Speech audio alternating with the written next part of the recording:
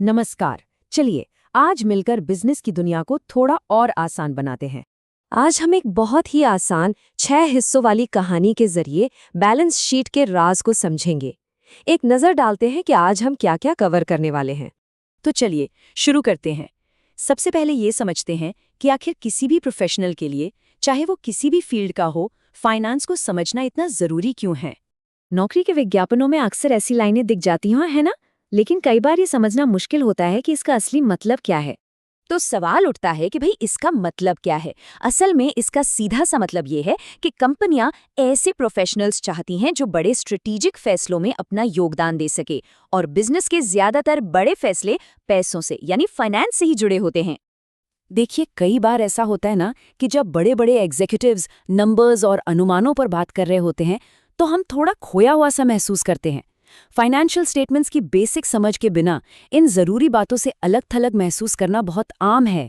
तो चलिए अब एक बिल्कुल सीधी सादी कहानी की तरफ बढ़ते हैं जो इन भारी भरकम कॉन्सेप्ट्स को एकदम आसान बना देगी। मान लीजिए एक अमीर आदमी है, गोलूमल। अब गोलूमल को अपनी जायदाद अपने 2 बेटों में बांटनी है, लेकिन बांटने से पहले उन्हें ये तो पता होना चाहिए ना कि उनके पास असल में है क्या। तो उनकी मदद करने के लिए एक कंसल्टेंट आता है, और वो क्या करता है, वो 2 सिंपल सी लिस्ट बनाता है। पहली लिस्ट में वो सारी चीजें हैं जो गोलूमल की हैं, और दूसरी लिस्ट में वो सारे लोग हैं जिन्हें गोलूमल को पैसा देना है। सिंपल।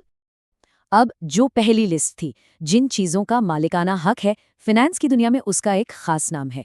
तो सबसे जरूरी बात यह है कि एसेट मतलब कंपनी की कोई भी ऐसी चीज जिसकी कोई आर्थिक कीमत हो, मतलब कोई भी ऐसा संसाधन जो कंपनी के पास है। अब गोलूमल के मामले में इसमें उनके पास जो कैश है, उनके शेयर्स, उनकी जमीन, घर, गाड़ी, सब कुछ आ जाता है। और जब इन सब को जोड़ा जाता है तो गोलूमल की कुल संपत्ति बनती है पूरे 30 लाख रुपए। ठीक है, अब जरा सिक्के का दूसरा पहलू देखते हैं, वो पैसा जो गोलूमल को दूसरों को चुकाना है। सीधे शब्दों में कहें तो ये वो दावे हैं जो बाहर वालों के बिजनेस पर होते हैं। ये कंपनी की देनदारियां या जिम्मेदारियां हैं। हमारी कहानी में इसमें बड़े बड़े लोन से लेकर कंसल्टेंट की छोटी सी फीस तक सब शामिल है। तो गोलूमल को दूसरों को जो कुल रकम चुकानी है वो है 20 लाख रुपए। तो गोलूमल के पास 30 लाख के एसेट्स हैं, पर उन पर 20 लाख का कर्ज भी है, और यहीं पर असली मजा आता है। अब जरा यहाँ ध्यान दीजिए, दोनों तरफ के नंबर बराबर नहीं हैं। एक तरफ 30 लाख, दूसरी तरफ 20 लाख, पूरे 10 लाख रुपए का फर्क है। तो ये 10 लाख रुपए आखिर हैं क्या? यही तो है वो खोई हुई कड़ी, इसे कहते हैं नेटवर्थ। ये वो असली पैसा है जो सारे कर्ज चुकाने के बाद मालिक का बचता है। मतलब असलियत में जो मालिक का है वो यही है। और यहीं से हमें मिलता है फाइनेंस का सबसे जरूरी फॉर्मूला, वो फॉर्मूला जो बैलेंस शीट को उसका नाम देता है। एसेट्स हमेशा लायबिलिटीज और नेटवर्थ के जोड़ के बराबर होते हैं। सब कुछ हमेशा बैलेंस्ड रहता है। चलिए अब अपने आखिरी हिस्से पर चलते हैं और देखते हैं कि ये आसान सी कहानी असल दुनिया की बैलेंस शीट को कैसे समझाती है।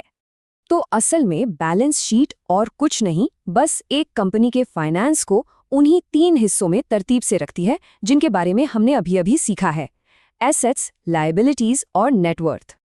अब इस स्लाइड में स्नैपशॉट शब्द बहुत कमाल का है। क्यों? क्योंकि किसी भी कंपनी की फाइनेंशियल हालत बदलती रहती है, हर दिन, हर घंटे। तो बैलेंस शीट उस बदलते हुए समंदर की बस एक पल की तस्वीर खींच लेती है, एक खास तारीख की। तो अब अगली बार जब कोई बैलेंस शीट सामने आए तो उसे सिर्फ नंबरों की लिस्ट मत समझिएगा। याद रखिएगा कि हर बैलेंस शीट एक कहानी कहती है। एक कंपनी के पास क्या है, उसे दूसरों को क्या देना है, और आखिर में असलियत में उसके पास क्या बचा है।